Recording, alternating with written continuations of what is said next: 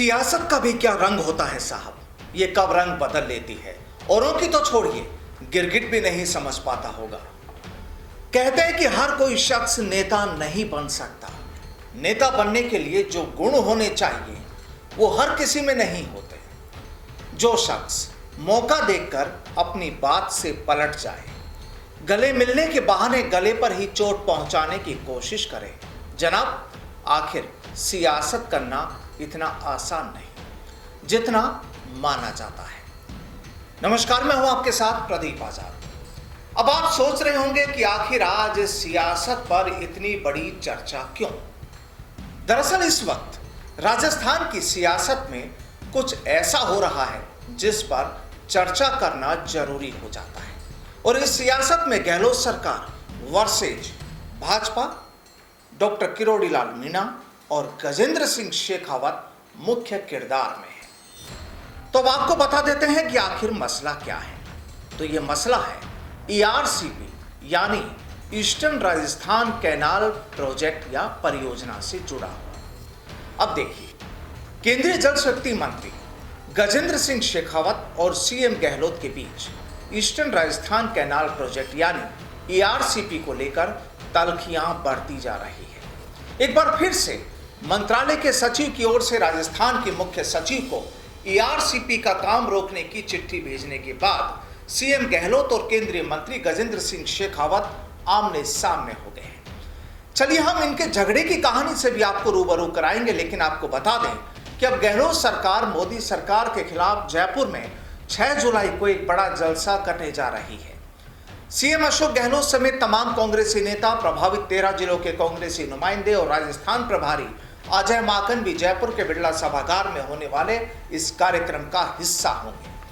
यानी इस दिन राजस्थान कांग्रेस मोदी सरकार को जमकर कोसेगी और उनके बयानों को लेकर जमकर उन्हें घेरा जाएगा और आरोप प्रत्यारोपों का खेल होगा।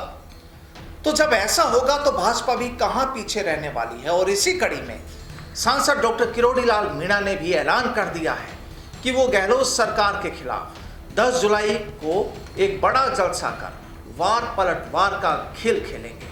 और अगर सरकार ने उन्हें इसकी इजाजत नहीं दी तो खबरें ये भी है कि वो 9 जुलाई को ही जयपुर कूच का ऐलान कर सकते हैं। अब आप सोचिए कि डॉक्टर किरोड़ी लाल मीणा का एक वो ऐलान जिसमें दौसा से जयपुर कूच, तो जाहिर सी बात है कितने समर्थक उनके साथ हो सकते हैं। यानी पूरी तरह सियासी पिक्चर, बस तमाशा देखेगी तो केवल पब्लिक, क्योंकि अब अगले साल राजस्थान में विधानसभा चुनाव होने ही हैं।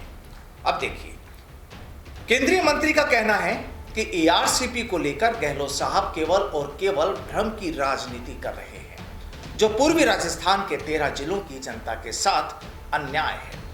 जितने नोटिफिकेशन निकले हैं वो केंद्र में कांग्रेस सरकार के वक्त निकले हैं, चाहे वो 1998, फरवरी 2014 या फिर उससे पहले निकले हों। सभी नोटिफिकेशन में भारत सरकार ने यह तय किया था कि पानी की 75% कमी पूरी हो जाएगी तभी कोई नया प्रोजेक्ट आगे बढ़ाया जाएगा।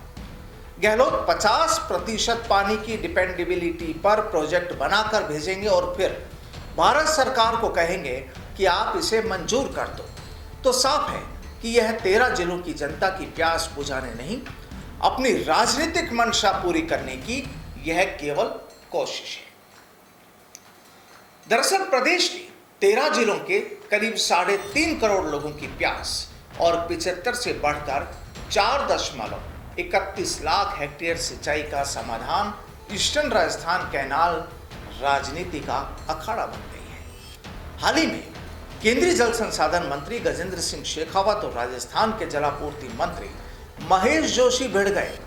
दावे वायदे याद दिलाए गए। प्रधानमंत्री के पुराने वीडियो वायरल हुए और मुख्यमंत्री ने शेखावत के पद के लायक ही नहीं होने तक की बात कह दी गई। अब इस राजनीति का मुख्य कारण क्या है, चलिए वो समझते हैं। दरअसल परियोजना 60,000 करोड़ की है। असली मुद्दा खर्च का है। केंद्र चाहता है कि 75% खर्च राजस्थान उठाए और कहता है कि राजस्थान पहले मध्य प्रदेश से NOC लेकर आए। प्रदेश की मांग इसे राष्ट्रीय परियोजना घोषित करने की है ताकि 90% खर्च केंद्र उठाए। अब ईस्टर्न कैनाल राष्ट्रीय परियोजना बनती तो क्या होगा, अगर ये बन जाती है तो क्या होगा, इसको अगर सियासी तरीके से देखें तो दरअसल केंद्र से फंडिंग व मॉनिटरिंग होगी, कार्य तेजी से पूरा होगा, तकनीकी सहायता मिलेगी, खामी होने की आशंका कम रहेगी, डीपीआर के अनुरूप काम वक्त पर होगा। लेकिन सवाल एक बड़ा है कि केंद्र और राज्य की भूमिका आखिर तय कैसे होती है। चलिए इसे समझते हैं। राष्ट्रीय परियोजना होगी तो प्रदेश को 10% पैसा ही देना होगा। हालांकि जल शक्ति मंत्री गजेंद्र सिंह शेखावत का कहना है कि इसमें भी प्रदेश को 40% यानी करीब 24,000 करोड़ की राशि खर्च करनी होगी, यह उनका कहना था। तो राष्ट्रीय परियोजना नहीं होती है तो प्रदेश को 75% यानी करीब 45,000 करोड़ रुपए खर्च करने होंगे। अब दोनों पक्षों की रुचि जो है वो मामला सुलझाने से ज्यादा इस मुद्दे को जिंदा रखने में है, ताकि चुनाव तक वो जनता को ये बताते रहें कि उनके कारण आपका काम अटका। एक दूसरे पर आरोप प्रत्यारोपों का खेल।